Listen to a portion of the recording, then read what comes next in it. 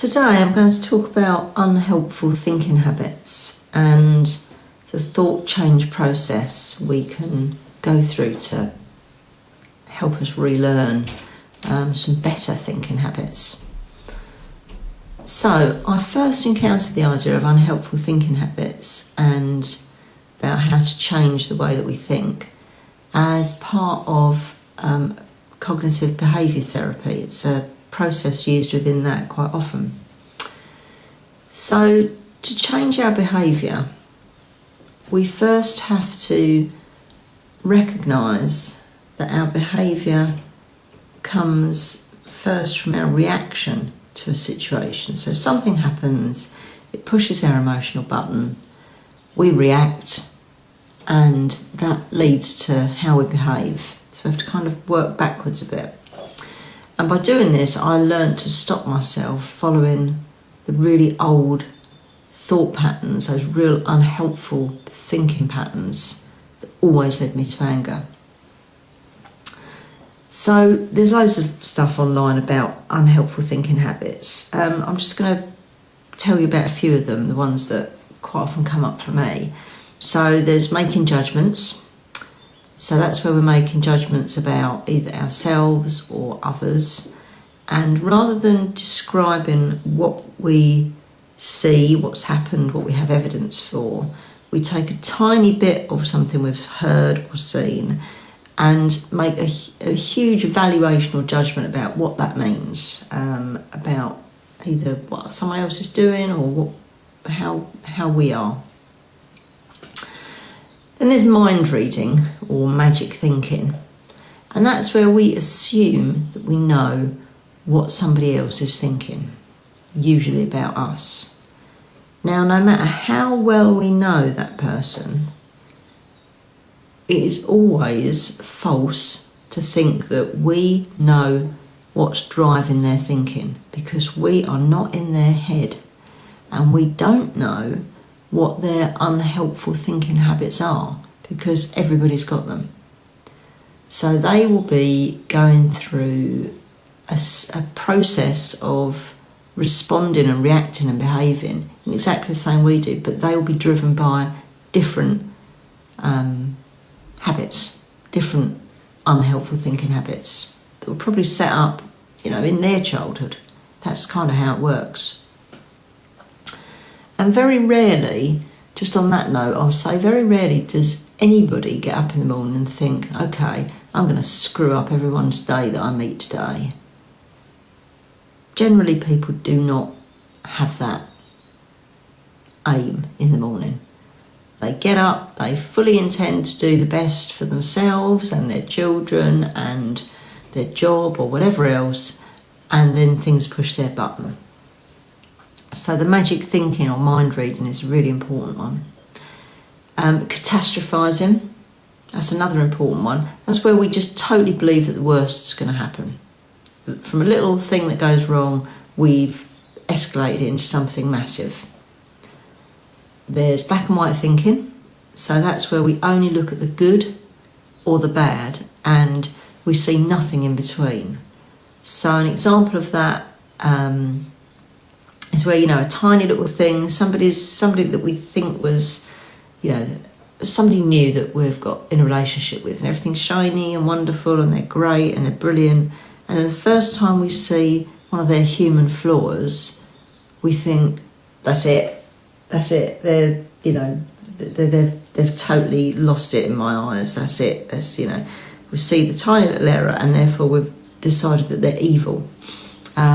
And actually there's a lot of grey in life. There's lots of in-between good and bad. Critical self, that is the habit of putting ourselves down and blaming ourselves for situations that aren't totally our responsibility. We may have a small part in it, but generally there's lots of other aspects of anything that goes wrong or doesn't go how we want it, but we become very self-critical. And shoulds and musts, that's where we put pressure on ourselves. I really should do that. I really must do that. But why? That's where we're getting into that societal's expectations about putting pressure on ourselves. So I'm going to give you an example of how unpicking the thinking error helps me to have a different reaction. So a couple of years ago, I booked onto a course that I was really keen to go on. I've been looking forward to it, and I knew that the invoice had to be paid by a certain date, quite a long time before the course. And I went on to the online payment system a day or so before the deadline and found it really confusing. It wasn't clear where you needed to put the information. So I was doing that thing where you put your credit card information in and you put the course details and the course code, and I kept getting an error message.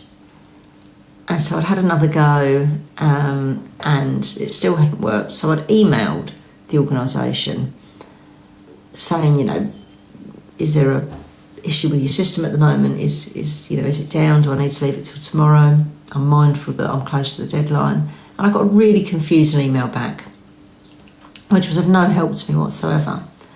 So at that point for me, the critical self kicks in. And I start thinking, God, I'm so stupid. Why am I such an idiot? I can't even work out how to pay the course. So how do I even think I'm going to manage to learn the course? I can't even work out how to pay it. So all this real critical stuff about me being stupid kicks in. And along with that, a stream of unpleasant thoughts. And then I quickly move into catastrophising. So I think, oh God, I'm going to lose my place on this course. And that means that I'm going to lose all the money that I've already paid out, because I've already booked the hotel, I'd already booked my train, I'd already done lots of investment into it financially. I'm going to lose all of that. So I'm immediately catastrophising. And by using the kind of process of where we analyse our thoughts so that we can change it, I realise that I'm in anger. I'm really angry. If I put a percentage rate on that, it's about 90%. So I'm not absolutely at the top of my anger spectrum, but I'm not far off of it. So then, at that point, I can think, okay, I need to look at what the rational response would be if I wasn't catastrophising and I wasn't being really self-critical. What the rational response would be. And the rational response is, I haven't been given the right information. Probably not through anybody's fault. It's probably somebody new who doesn't really understand the system or didn't understand my email. Maybe I didn't make it ever so clear.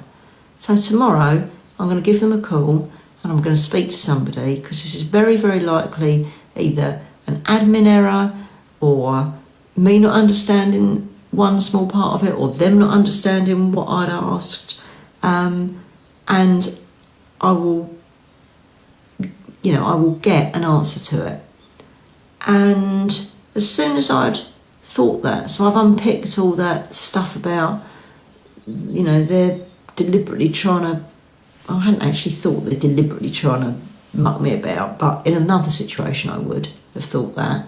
So I'm taking away all that black and white thinking, I'm taking away the catastrophising, taking out the critical self, and I can see it in a much more stripped down version, which is possibly someone new, they've possibly got an admin error going on in their system, I might have misunderstood it, that's easily done, doesn't make me an absolute idiot, and I'm not going to lose my place on the course. Let's think about it. They want my money. They're a business, they want my money, they're going to want to help me to facilitate paying for this. So they're going to work with me tomorrow. So now I'm feeling frustrated, because I did want to get it all sorted today, but it's not the end of the world, and that frustration, the percentage rating is 30%. So I've changed from being really angry at 90%, where all my adrenaline, all my stress is really up, to, it's a bit frustrating, it's 30%. Whole different ball game. And what that will change is how I have that conversation tomorrow. So indeed, I phoned the next day, I explained what I was doing, and I got somebody who was saying, right, okay, I get what you mean, who just suggested something totally different, said, I'll ping you an invoice, and you can then just pay it this way. I can't even remember how it was now, but it was all sorted really easily. So that's the power of accepting that we have unhelpful thinking habits, which I know I do, and using those habits, using it to think, using our identification of those to see where we are escalating it and making it worse for ourselves, and that allows us to unpick it and come to a totally different behaviour and reaction. And the more we do that, the more we practice it, the more often we do that in the moment.